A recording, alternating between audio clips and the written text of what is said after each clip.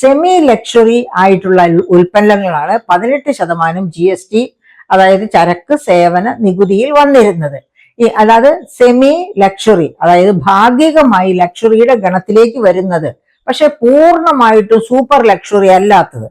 ഇനി ഒരു നിരക്ക് 28%, അത് സൂപ്പർ ലക്ഷറി ആയിട്ടുള്ള ഉൽപ്പന്നങ്ങൾക്കാണ് 28% നികുതി ഈടാക്കിയിരുന്നത്. 28% നികുതി സൂപ്പർ ലക്ഷറി ഐറ്റത്തിൽ മാത്രമല്ല, സിൻ ഗുഡ്സ് എന്നൊരു കാറ്റഗറി ഉണ്ട്. അതായത് മദ്യം, അതുപോലെ തന്നെ ലോട്ടറി, അങ്ങനെ പിന്നെ അതുപോലെ നമ്മൾ എന്താ പറയുക, ഈ പാൻ മസാല, ഇങ്ങനെയൊക്കെയുള്ള, അതായത് ആരോഗ്യത്തിന് ഹാനികരമാണ്, അല്ലെങ്കിൽ നമ്മുടെ ലോട്ടറി ആരോഗ്യത്തിനല്ല ഹാനികരമാകുന്നത്. ലോട്ടറി മാഫിയ അല്ലെങ്കിൽ ലോട്ടറി ഭ്രമം എന്ന് പറയുന്നത് ഒരു മാനസിക ഭ്രമം പോലെയാണ്.